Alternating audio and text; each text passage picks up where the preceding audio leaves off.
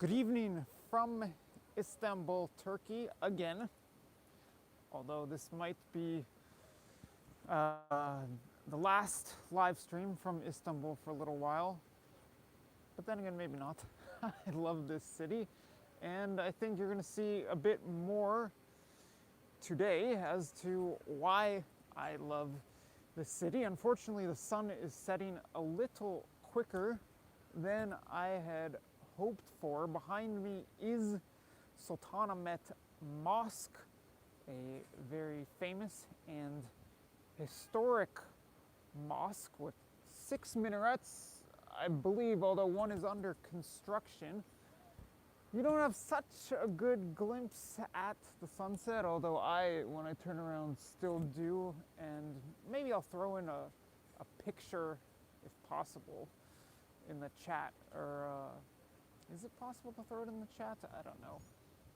And behind me, which you do have, or off to this side, which you do have a better view of, is Hagia Sophia, formerly a mosque and formerly a museum, formerly a church and now a museum. And then as I walk around this terrace here in the Sultanahmet area, this neighborhood is also called Sultanahmet, like the mosque. You have a sea view over here. That is the Sea of Marmara with Asia in the background. That is, there we go, that is Asia right there. I'm still in Europe over here. And then over here off in the background, if you see where I'm pointing, that is Asia over there as well. I'm not sure if that is Üsküdar or which part. This came up in last week's broadcast when we were talking about some of the viewpoints and some of the areas and neighborhoods in Istanbul to check out. I'm still on the European side, and during this stay in Istanbul, I'm going to be pretty much exclusively on the European side, but I hope to go spend some time on the Asian, maybe in Üsküdar, maybe in Karakoy. All right, I'm going to be competing with Sultanahmet during this broadcast. If you're tuned in right now, please let me know if you can hear me over the evening prayer. I'm going to hold this mic up close so that hopefully you can indeed hear me. But if nothing else, you can get a stream of the evening prayer from beautiful Sultanahmet, where the Sultanahmet Mosque is blasting out, indeed, the evening prayer. And you get somewhat of a glimpse of the sunset. And now it sounds like Hagia Sophia is chiming in the background as well. I'm not sure to what extent they still... Oh, Rob is saying hearing me just fine. Thank you, Rob. I don't know if anyone else is tuned in at the moment. I don't know to what extent they still... or how often they still broadcast prayers out of Hagia Sophia, which is pictured behind me at the moment. I hear it sometimes, but I don't know if it's 5 times a day like it's the case with normal operating mosques. If you go inside there right now, it's a museum. But as you can see, it was years ago converted into a mosque. I believe that was right after the Ottoman conquest of Istanbul in 1453. I did a video about that several years ago, getting into the history of both of these fine and impressive pieces of architecture. There's really so much to see in this small area of Istanbul that is the historic peninsula. It's also where the Grand Bazaar is. Comments saying, hi Josh, can you hear fine? Better with mic where it was. Oh, okay. Well, I'm going to put the mic, I'm going to let go of the mic then in that case. And if you do again, and even more so today with the setting and with the views, Oh, Michelle's saying it's better if the mic is held close. All right, we've got a debate in the comment stream. I'll keep it somewhere in the middle, but the prayer, the evening prayer, cut off momentarily. If you still see me and hear me, please comment. Yeah, so I said I got disconnected for a little while, but now I think I'm back. Maybe I was just away for seconds. I'm trying to get you another glimpse at the sunset, but just because of the lighting, I guess it's hard to do so. There's all right. Rob's saying I'm back. When I hold the phone camera this angle, here you can see a little bit more of what I am seeing with the sunset, and it's truly beautiful when you look at it right above the water, the Sea of Marmara, and particularly Sultanahmet Mosque, which it's kind of hard for me to point. Yeah, there you go. There you're seeing a little bit more of what I'm seeing at this hour, which is just stunning beauty here. And I think today I'm really gonna just Istanbul and travel. Absolutely love spending time in Turkey, which some of you have probably already figured out considering how much I've been here as of late. At this point in my life, Turkey might be my favorite country in the world, and there are a variety of reasons for that. One, I guess it's fitting to the background, is its extremely central location. So maybe not based on the continental plates, this might not be the center of the world, but in a sense it is. You've got a few bridges connecting Europe and Asia in this very city. You're so close to basically everything in Europe. You're very close to pretty much all the Middle East. You're close to even Africa. And Istanbul is a major transport hub, and as a nomad, as I am, isn't my home base at the moment, but you can fly just Turkish not just Turkish airlines, but there are multiple airlines based here in Turkey that I like. So it's great for travel purposes. And then there's so much to love about the country once you're actually in it.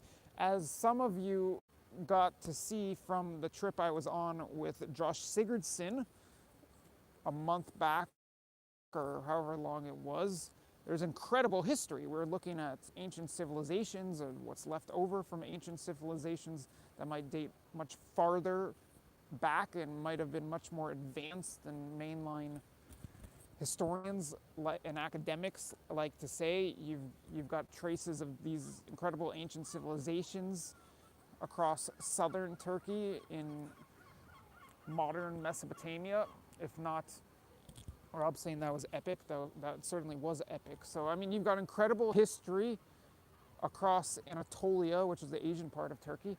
And then here in Istanbul, you've got incredible history as well. What I've harped on in the past is that this. So as I try to get the right angle here, I'm having some connection issues. I guess I'm going to stop walking around so much. I don't want to lose the connection and lose you, but look how majestic this is. That's what I was about to say, is that I wanted to stop the stream and just take a photo. It's so incredibly beautiful.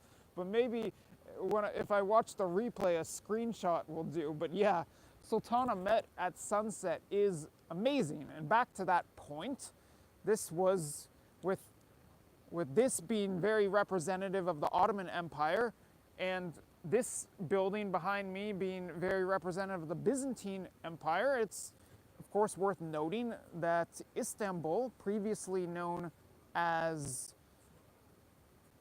first Byzantium and then as Constantinople, was the capital of two great empires, with the Byzantine and Ottoman empires spanning more than 1,000 years. So this is a city with incredible historical significance to go along with a country that's littered with history, as you saw from that trip I was on with Josh Sigurdsson. So a few people ask me this. It's kind of bizarre, but some of my friends here in Istanbul really don't like the place.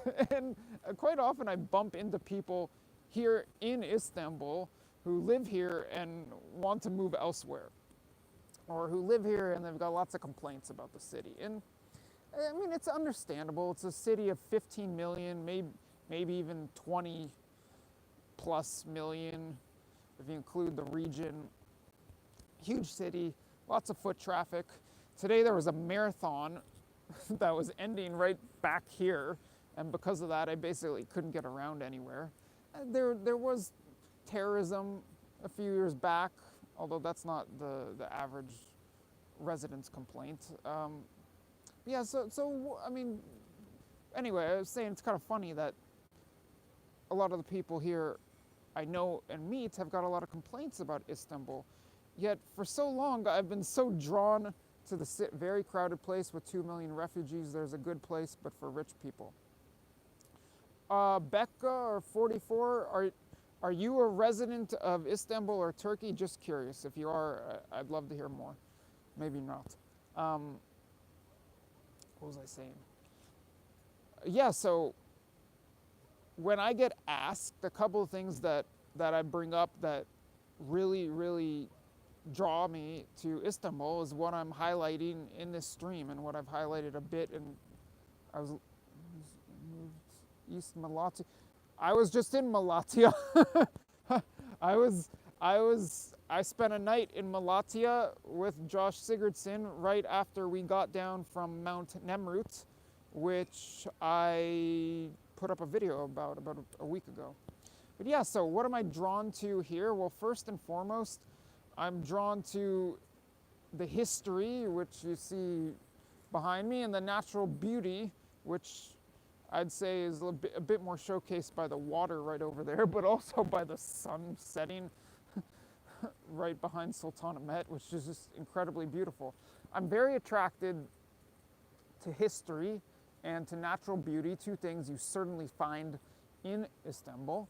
And as a journalist, I'm also very attracted to newsworthy places, to places where there's a lot of action and activity happening, particularly around politics, which you could say is a bit of a misfit here, given that Ankara, not Istanbul, is the capital of modern Turkey.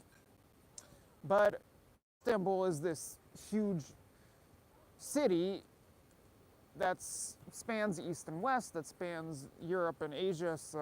And it's in a country, as I've spoken about a lot in recent weeks, where there's a lot going on and that's very involved in world affairs.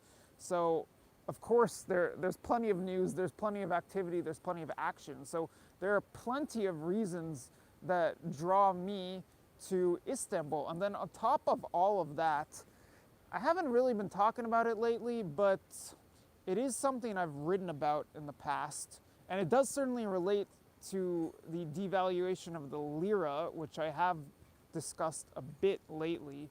And that's particularly as a Westerner or someone getting paid in dollars or euros or a currency that's doing better than the lira.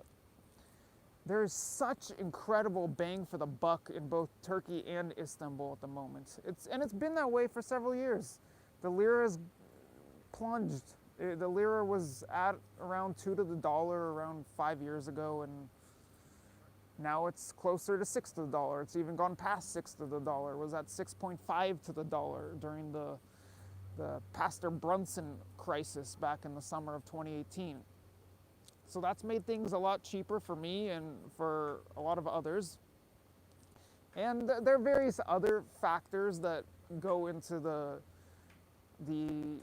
cost of living and the affordability here in Turkey, but at the moment, because of geopolitical and geoeconomic reasons, Turkey is extremely affordable for many people, for many Westerners in particular. for that matter, wow. Now, I'm going to try not to get this stream disconnected again, but now, yeah, now Hagia Sophia is looking very beautiful as well. Although, you don't really get quite the picture that are you planning to go Syrian border for action? Please don't. I like your videos. I don't know if you caught any of the previous streams or the recent videos, but Josh Sigurdsson and I were very close to the Syrian border on our trip through southern Turkey, exploring the ancient sites and ancient civilizations. And we were there just days before the action kicked off with the Turkish military operation. Rob Sigurdsson, who's Josh Sigurdsson's father, is commenting too close for my liking. But I must say, and no, I'm not headed there now. I'm just staying put in Istanbul, and actually I'm going to be having to go to Bulgaria or Bulgaristan or Bulgaria pretty soon, sometime in the upcoming week. Man, everything is so beautiful.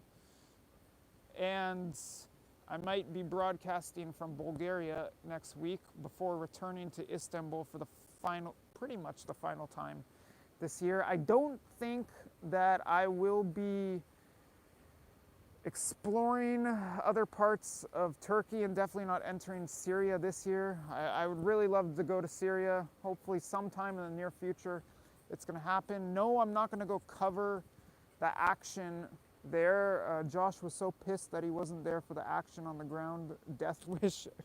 Question mark. Not exactly a death wish, but I've discussed in the past, and I definitely discussed with Josh on the trip, that the southeast Turkey region, regardless of whether or not there's a war going on in Syria, can get a little dicey for a traveler, for a journalist, for basically anyone for that matter. Thanks for sharing the beautiful sunset. Yeah, I'm trying to do my best. You're getting a decent view, not as good of a view as I've got when I'm just staring at it without trying to record. But I'm glad that you can see some of it, and it really is beautiful. And I think that it's really amazing to show you such a beautiful sunset at such a historic place.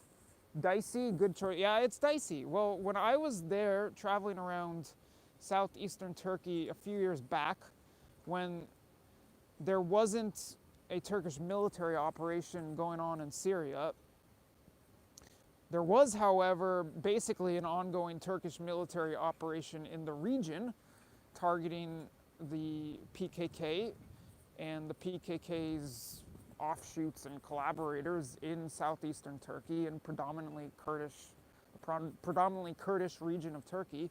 Well, it's dicey, even if there wasn't a flat-out war going on. There are checkpoints everywhere, sometimes heavily armed, military checkpoints, police checkpoints, tanks in the streets. It's a troubled area, which is sad because it's such a beautiful and such a historic area. Is there a possibility for early elections in Turkey? All right, I guess we'll get into politics a little bit. There's always a possibility for early elections in Turkey. Sometimes I say that Turkey is always in campaign mode or election mode, and that campaign season never ends in Turkey. In Turkey, there was recently, if you include the referendum on changing the government from a parliamentary system to a presidential system, there was recently, in a span of, was it 3 years or 4 years, 4 national elections in Turkey. So, and then this year, because of the Istanbul election, which I did cover, or at least I covered the redo, and I covered all of those national elections, by the way, from Turkey, most of them from here in Istanbul, although I covered the referendum from Ankara. Yeah, and because of the results of the Istanbul election, which I should note, Ekrem İmamoğlu, the mayor who won that very election, was right out here behind me this week for Turkey's Republic Day. Unfortunately, I missed the festivities.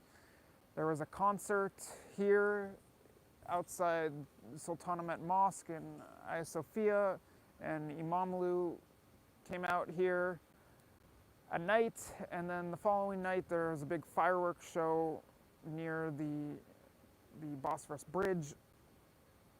Anyway, yeah, so the ruling AKP, Erdogan's party, lost control of Ankara and Istanbul, and I don't know, maybe he's gonna getting them. Well, I guess if there were early elections, that would be on the national level. But anyway, regardless, regardless of the competition, government's the problem with every country in the world. Voting for the lesser of two evils is how we got to. Well, it's the system here is a bit different than the system in the U.S. or even Canada, which just had its election. Earthquakes happened after İmamoğlu and conservative said Allah punished you for that. Yeah, well, there's now more competition. The CHP, the CHP, the basically secular opposition party molded by Ataturk, the founder of modern Turkey, has chipped away a bit at Erdogan's power and the AKP's power. So it should be interesting to see what comes out of this competition and somewhat of a weakening of Erdogan's grip on power. But then again, maybe because of things like this Syria operation, maybe more operations in the future to come, maybe that's going to re-solidify Erdogan's grip on power. We'll see. Also, the issue with the Syrians, someone might have brought that up a few minutes back, is a tricky situation. There are many people here in Turkey who their patience has run out, and they want the 3 million or so Syrians to go back to Syria, and that's got a lot to do with why Turkey was carrying out that operation in Syria. It's a very tricky political situation, and one that's actually poses some problems for Erdogan. I didn't really want to get too much into politics on this broadcast, but I mean, of course, we can always go there, and I go there so often. So also new party gonna, okay, yeah, that, what's your opinion on the mayoral electoral college? Okay, I just got 2 comments or questions. So that's one thing I totally forgot to hit on. Yeah, so the biggest threat to Erdogan's power might be from within, because they're major former allies of his, including Ahmet Davutoglu, and I'm not up to date with the latest, but Davutoglu's former prime minister of Turkey, and he's had a falling out with Erdogan, and there are a couple other ones who are big names in Turkey who are planning on creating their own party, which, if it happens, would take away a chunk of the AKP and make things even more competitive and maybe even more dicey for Erdogan. And that's something really important to follow in the coming months and years if you care about following Turkish electoral matters and the future of the government and presidency here in Turkey. Then I was getting a question about the American Electoral College, which I basically missed the question because I'm strictly on the phone now. I'm not following the chat on my computer as I do often during the broadcast. if you want to re-ask that question, go for it. But I think the question was, do I support the Electoral College? If so, I'm very checked. I find the political side interesting. Oh yeah, Turkish politics arguably is much more interesting than, say, American politics. I mean, it depends on your perspective. Without the because the largest provinces also happen to be swing provinces. Without the Electoral College and state. Okay, yeah, the questions and comments are flying in. I can't keep up. All right, so whatever. Like I'm from one of those states. I'm from California, and yeah, if there wasn't some, I mean, the argument sort of is that if there was no Electoral College, then California, with its 40 million residents and I don't know how many voters now, and both totals are growing constantly, could wield a lot of influence, and that could swing the election.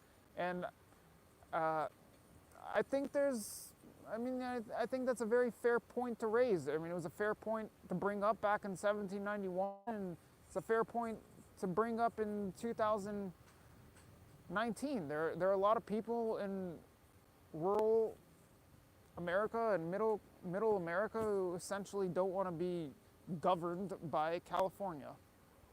Now, I'm kind of removed from this process. I'm not even voting, let alone covering the national elections in the U.S. Although every once in a while through my California work, I guess I'll write something about the national. Excellent, don't vote. Maybe I will, not on this broadcast, but maybe I will get into that in depth some other time, just for transparency purposes with regard to my reporting and journalism. It was actually something Rob's saying, ignore governments rather than vote. Well, I'm not going to ignore governments, and I am very interested in these processes, these electoral processes. Yeah, because Turkey's a soup of ideologies, and politics have Islamic conservatives, AKP, some Western rules. Yeah, I was seeing somewhere in the comments, which I can't read fast enough, that there's this soup of different ideologies and factions in Turkey, saying that they're communists, they're Western-leaning secularists, they're Islamists, and yeah, I would say that's part of what makes it so interesting. Also, people go nuts over elections here, and they actually, I'd say, take them more seriously than they do in the States. The voter turnout is very high, very often in Turkey, and on election night, you've got people driving all over town, basically whatever city you're in, waving flags, sticking their heads and bodies out of the car, screaming, celebrating. People take elections very seriously here, and because you have such different ideologies, like this commenter is saying, like the Islamist AKP, the secular Western-leaning CHP, it's a little hard to label the HDP, the pro-Kurdish party, but the militant Kurdish factions like the PKK do have ties to communism. So, I mean, there is a big soup of ideologies. I like how you put it. Rob's saying, rule yourself. No one needs to be ruled over out of consent.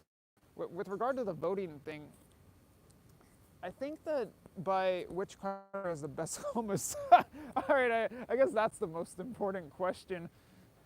Turkey's not as heavy on the hummus as the Arab countries and Israel. I'd say without adopting something similar Electoral College of the U.S., we can't vote out Erdogan anytime soon. Now that's a very interesting point. But what if this new party of former AKP allies of Erdogan forms and they end up taking a large chunk of the vote and splitting the AKP vote? In that case, if the CHP runs a really solid candidate, maybe that's Imamoglu, maybe that's someone else, but if that were to happen, then maybe Erdogan does get voted out. But, it's kind of hard to predict all this. MHP, tricky nationalist, tricked Erdogan. I guess that's the one significant party that I skipped over in bringing up various parties. Erdogan's had an alliance with the MHP, the Turkish nationalist party, for a couple years now, and it's been pretty important for him in maintaining power to have this alliance with the MHP or MHP. But at the same time, you might wonder whether that's something that could come back to bite him, whether that's something that's maybe influencing his policy with regard to the Kurds and even the Syrian refugees. Erdogan's, in a sense, flipped on both.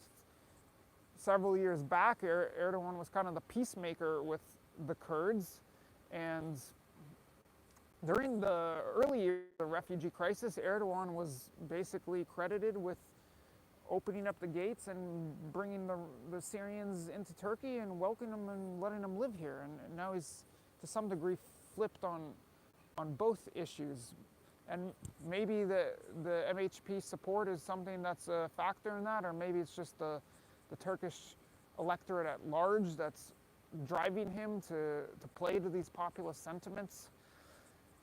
Someone asked about hummus. Yeah, I was saying that maybe we'll shift to Hagia Sophia in the background, but I do need to wrap this up because I have other work that I need to get to, and as you can see, the sun is down now.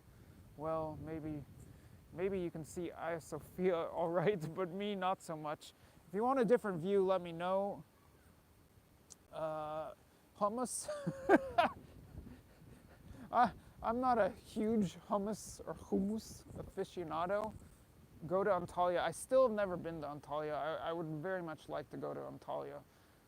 I guess going back to that original question of why I like Turkey so much, or elaborating on that matter, I would really love to have a base here in Istanbul and to travel back and forth between places around the world and places in Turkey. To fly between. Turkey makes me sleepy. That's a different kind of turkey, Rob. Yeah, so Antalya is one of many places I would like to visit. For those of you who don't know, that's a resort town. Here, let's see if I could get, it's getting dark, but yeah, Sea Marmara behind me, Asia over there where I'm pointing. I'll try to get you a little bit of a view of elsewhere in the Sultanahmet area. It is very nice, Rob. I love being here. I love coming back here, and this is possibly my favorite terrace I've experienced yet here. Terraces are a big thing in Istanbul, particularly on the peninsula. And I've had some great views in the past. Some of them I haven't showed you, but this one's pretty good. With pretty much the biggest attractions right above me or off to the side. So yeah, I mean, I think you get the point. I really ask me who saw tons of elections, 1 coup attempt, 4 military operations, age 17. Yeah, I guess that's one thing I skipped over and one thing I missed. Fortunately or unfortunately, I was not here when the coup attempt happened. I was close by. I was on the Bulgarian coast, so I couldn't make it here to cover it. So yeah, there's been so much action in Istanbul and in Turkey more so, over the past several years. These four or five major elections, I would say, the coup attempt, the various military operations, lots going on here. So obviously lots to cover or lots to follow if you're a newsman. And as you can see, incredible beauty, which comes at, I would say, pretty incredibly cheap prices. You're living an impressive life. Not many Californians living an exciting life like you, man. Well, thank you very much, Rob. And Salt Laker is saying keep it up. Yeah, I'd like to wrap up the broadcast now because I've got some work to get to. I don't know if someone wants me to do a middle of the week live stream. I guess I could. Probably won't. But I think you got to see one of the better views in the city at one of the better times, which is sunset, and having the urge to check it out myself sometime. Thanks for sharing each week. You're very welcome. Next week I will not be in Istanbul at this time, but I will be back in Istanbul once more, at least once more before the end of the year. See you next time, Rob. Yeah, so regardless, if I go away, I'll be coming back. I love this city and I love this country, and I'm very grateful I get to keep visiting, and I'm grateful you all tune in and we get to have this interaction. It's something I enjoy, and it's something that allows me to get to know you a little bit and allows you to get to know me more so. So thanks a lot. Teşekkürler, as they say. That's thank you in Turkish.